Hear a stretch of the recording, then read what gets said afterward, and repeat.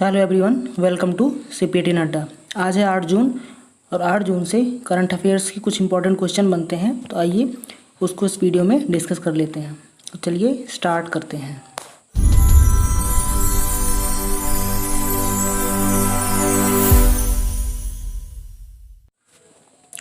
सात जून को खाद्य सुरक्षा दिवस मनाया गया। 7 जून को खाद्य सुरक्षा दिवस मनाया गया। तो ये क्यों मनाया गया? ये जो है लोगों को जागरूक करने के लिए मनाया गया, जैसे कि लोग जो है खाने को जो है वो वेस्ट ना करें, खाने पीने जो भी चीज़ें हैं उनको सही तरीके से यूटिलाइज करें। तो ये जो है पहली बार कब मनाया गया? पहली बार उसको यूएन ने, यूनाइटेड नेशन ने 2019 में मनाया। 2018 में इसकी घोषणा हुई थी और 2019 में ये मनाया गया था, और ये दूसरी बार मनाया जा रहा है 2020 में। 7 जून को जो है वो हर 7 जून को खाद्य सुरक्षा दिवस मनाया जाता है। ठीक है, तो देख लेते हैं इसकी थीम क्या है। खाद्य सुरक्षा दिवस की थीम क्या है? थीम है food safety everyone's business. Food safety everyone's business, मतलब कि प्रत्येक लोगों का ये जो है ये बिजनेस है कि वो खाने की सुरक्षा करें। ठीक है, फूड सेफ्टी एवरीवन बिजनेस। ठीक है, आगे है एफएलओ के नए राष्ट्रीय अध्यक्ष का कार्यभार किन्होंने जो है संभाला है? एफएलओ के नए राष्ट्रीय अध्यक्ष का कार्यभार किन्होंने संभाला है? तो ये संभाला है जानवी फूकन ने। जानवी फूकन।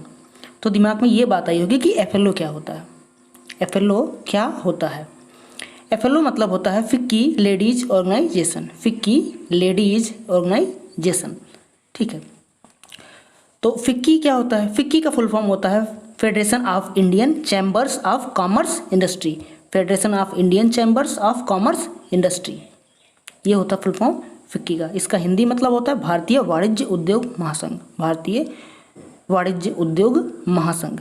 इसकी स्थापना देख लेते हैं कब हुई थी। 1927 में इसकी स्थापना हुई थी। उसका हेडक्वार्टर कहाँ पे है? दिल्ली में है। ठीक है, और जो है राष्ट्रीय अध्यक्ष तो यही बन गई हैं, जानवी फूकन, और इसकी अध्यक्ष हैं वो संगीता रेड्डी। संगीता रेड्डी। आगे है वर्ल्ड एंटरप्रेन्योर के लिए नामित तीसरे भारतीय कौन है? वर्ल्ड एंटरप्रेन्योर के लिए नामित जो है तीसरी भारतीय कौन है? बेसिकली ये महिला है, उनका नाम है किरण मजूमदार शॉ। किरण मजूमदार शॉ। इसके पहले 3 जो है भारतीय वो 2 मिल चुके हैं, तीसरा इनका नाम है। तो 2 कौन से हैं देख लेते हैं कि 2005 में जो है इन्फोसिस के जो चेयरमैन हैं, क्या नाम उनका? नारायण मूर्ति जी। नारायण मूर्ति जी, इनको मिला था। और 2014 में उदय कोटक, जो कोटक महिंद्रा बैंक है, इसके जो सीईओ हैं उदय कोटक, उनको मिला था। और 2020 में जो है इन्हीं को मिल गया है, तो किरण मजूमदार जी को।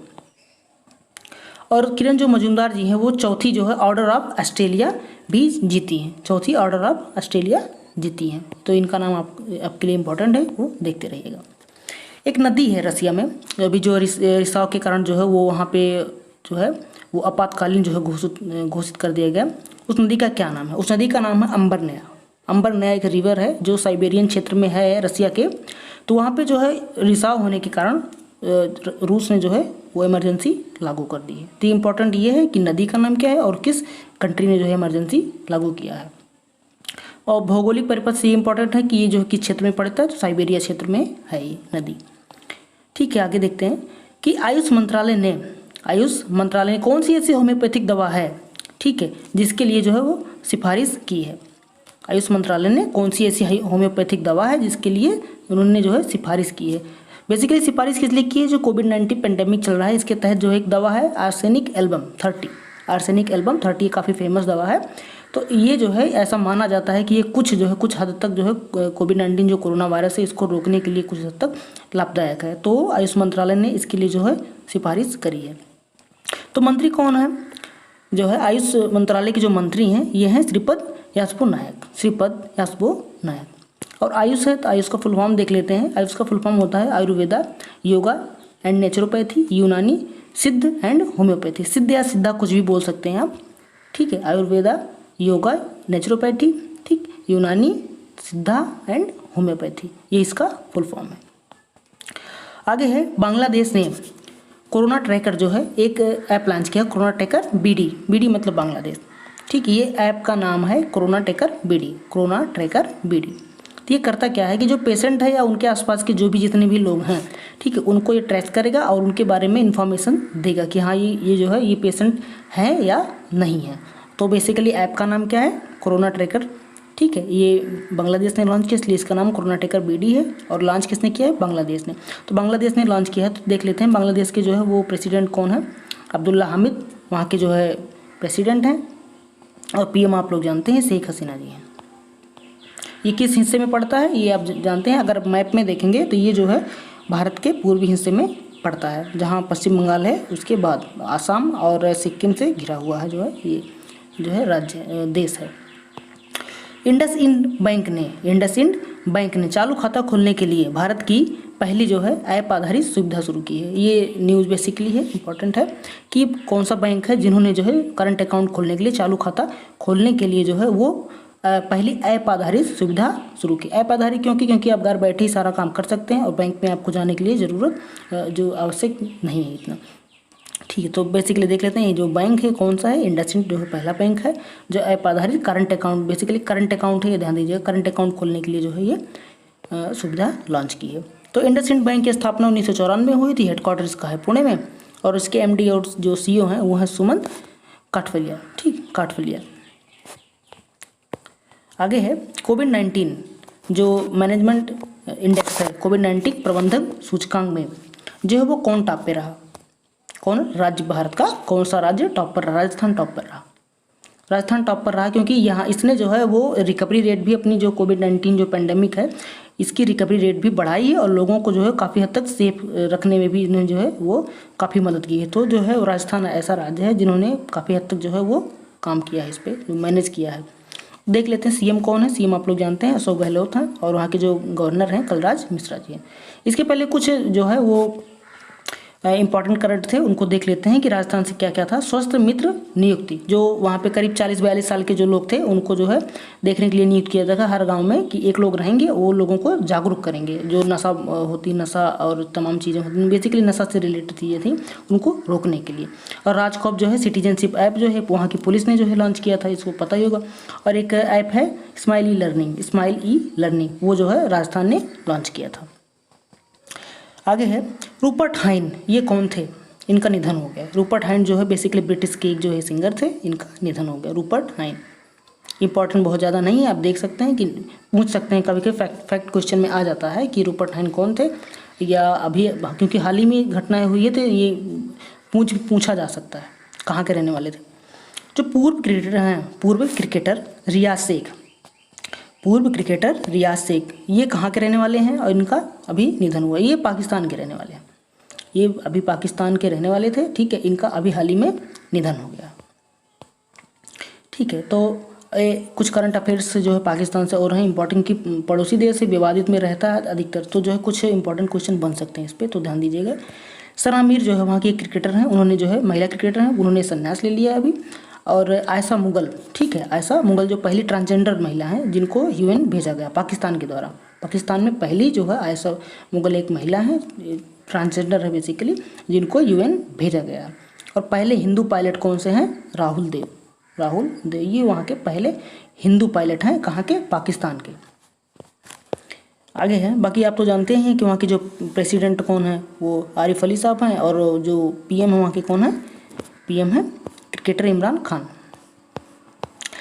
अगला है नेशनल फर्टिलाइजर्स लिमिटेड के अध्यक्ष और एमडी कौन बने हैं? वीरेंद्र नाथ दत्त। ये केवल नाम इंपॉर्टेंट है कि जो नेशनल फर्टिलाइजर लिमिटेड के अध्यक्ष और एमडी कौन बन गए हैं? वीरेंद्र नाथ दत्त।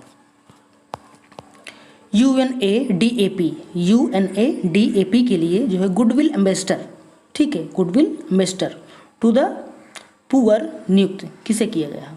ठीक है, जो एम नेत्रा एक जो है ये महिला हैं, इनको जो है ये बेसिकली बार्बर की बेटी है, मतलब ये जो है बार्बर वाला काम करती थी। ठीक है, मदुरई की रहने वाली हैं, तो इनको जो है goodwill ambassador to the poor इनको जो है घोषित किया गया है यूएनएडीएपी के लिए। ठीक है, तो ये देख लेते हैं यूएनएडीएपी क्या है। United Nations Association for Development and Peace. ठीक है, इन्होंने क्या किया था कि इनके पास जो भी पैसा बचा हुआ था तो उनमें से बेसिकली सारा पैसा लगभग 5 लाख रुपए के आसपास था, तो इन्होंने अपनी सेविंग जो है वो जो है लॉकडाउन के दौरान जो कोविड-19 चल रहा है इसके तहत जो है वो दे दिया था लोगों को। तो जो है इनको देखते हुए गुडविल एम्बेसडर जो है इनके लिए नामित किया गया है। ठीक, नाम याद रखिएगा, नाम इनका है एम नेत्रा, ये इंपॉर्टेंट है, ठीक है। और जो है जीके के पर्पज से UNADAP, ये इंपॉर्टेंट है, फुल फॉर्म पूछ लिया जाता है कभी कभी। Master card and world line India ने जो है एक्सिस बैंक के साथ मिलकर डिजिटल पॉइंट ऑफ सेल जो है लॉन्च किया। मास्टर कार्ड और वर्ल्ड लाइन इंडिया ने, ठीक है।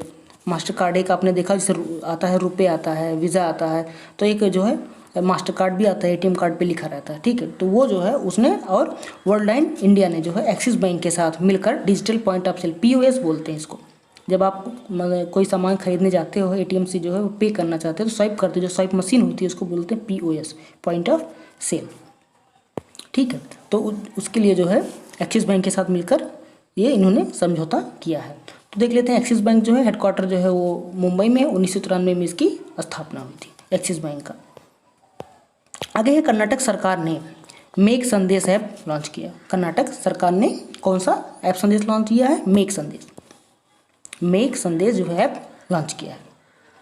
ये करेगा क्या बेसिकली? ये करेगा जो बारिश है, आंधी तूफान या बाढ़, जो भी जो घटनाएं होती हैं मौसम संबंधी, इनका जो है पूर्वानुमान करेगा, ठीक है। इनका पूर्व अनुमान लगा। बेसिकली ये ध्यान दीजिएगा, इसमें वो भूकंप नहीं है, ऐसा मत समझिए कि भूकंप जो है वो मेघ संदेश है ना। मेघ मतलब होता है बादल, बारिश से रिलेटेड जो भी चीज़ें हैं, जैसे तूफान आना, बारिश आना, आंधी आना, तो इन सब का ये पूर्व अनुमान लगाएगा, ना कि जो है वो भूकंप का जो है अनुमान लगाएगा, ठीक है। तो ये है। तो कर्नाटक से कुछ इंपॉर्टेंट क्वेश्चन थे, उसको देख लेते हैं कि ऑनलाइन कोचिंग जो है प्लेटफॉर्म गेट सेट गो, इसने किसने लॉन्च किया था? गेट सेट गो एक ऐप है, ठीक, कोचिंग प्लेटफॉर्म, इसको लॉन्च किया था कर्नाटक ने। और जो है कोरोना वॉच ऐप जो है वो कर्नाटक ने लॉन्च किया है। और जो है कोविड-19 से धन जुटाने के लिए, जो पेंडेमिक चल रहा है इसमें धन जुटाने के लिए कर्नाटक ने शतरंज टूर्नामेंट प्रतियोगिता वो आरंभ की। क्या करेगा बेसिकली इसमें कि शतरंज प्रतियोगिता होगी, प्रतियोगिता से जो भी जीतेगा, जो भी पैसा आएगा, वो क्या करेंगे, वो कोविड-19 को जो पेशेंट वगैरह है या जो हॉस्पिटल हैं, जो भी रिक्वायरमेंट चीज़ जो भी हैं उनको दिया जाएगा कोविड-19 के तहत। आगे है PPE पहनने वाले को पसीनों से जो निजात देने के लिए जो है एक उपकरण विकसित किया गया है। उस उपकरण का क्या नाम है? उस उपकरण का नाम है सुमेरु पैक्स, ठीक है। तो बेसिकली PPE क्या होता है? PPE मतलब होता है पर्सनल प्रोटेक्टिव इक्विपमेंट। क्या होता है? जो हमारे डॉक्टर्स वगैरह होते हैं ये इसको पहनते हैं, तो इसको पहनने के बाद जो है वो बहुत गर्मी लगती है। बेसिकली प्लास्टिक का एक पूरा लेयर होता है और जो है जिससे कि ये कांटेक्ट ना हो पाए, जो भी कोविड-19 जो पेशेंट है, जो कोरोना वायरस वाले पेशेंट हैं, उनके टच में ना रहे। और इसी को रोकने के लिए जो है PPE किट जो है वो पहनी जाती है, ठीक है। और इसमें जो है क्योंकि भारी होता है ये काफ़ी, तो भारी होने के कारण इसमें पसीना वगैरह भी निकलता है और गर्मी भी ज़्यादा है इंडिया में। तो PPE किट जो है वो विकसित किसने की है? PPE किट विकसित की है DRDO ने। DRDO के बारे में बहुत जो है पहले बताया गया है, आप वीडियो को देखिए और उसमें बताइए, ठीक है। आगे है 5वां सबसे ज़्यादा प्रभावित देश जो है वो कौन सा बना है? कोविड-19 से, कोरोना वायरस से 5वां सबसे ज़्यादा प्रभावित देश कौन सा बना है? तो वो अपना देश भारत बना है। भारत जो है वो 5वां सबसे ज़्यादा प्रभावित देश बन गया है। तो पहले नंबर पे कौन है? पहले पे USA है, फिर ब्राज़ील है, रसिया है, UK है, उसके बाद जो है इंडिया हो गया है, ठीक है। तो कुल मिला के जो है केसेस बहुत ज़्यादा बढ़ रहे हैं इंडिया में, तो आपको बहुत जो है सावधान रहने की ज़रूरत है। कोशिश करिए कि लोगों से टच में जितना कम से कम हो पाए उतना रहिए, ठीक है। आगे देखते हैं, यूपी सरकार ने जो है एक समझौता ज्ञापन निगरानी प्रणाली शुरू की है। यूपी सरकार ने एक समझौता ज्ञापन निगरानी प्रणाली शुरू की है, ठीक थी। क्यों करी? क्योंकि निवेशकों के जो है निवेश के प्रस्ताव को बेहतर बनाना, जो इन्वेस्टमेंट हैं, जो जैसे आप जान ही रहे हैं कि जो कोरोना वायरस के तहत बहुत सी कंपनियां चाइना से निकल के जो है वो यूपी में जो है इन्वेस्ट करने के लिए तैयार हैं। तो इन्हीं निवेशकों को जो है निवेश के प्रस्ताव को और बेहतर तरीके से बनाने के लिए जो है यूपी सरकार ने जो है ज्ञापन निगरानी प्रणाली सुविधा की शुरुआत की है, ठीक है।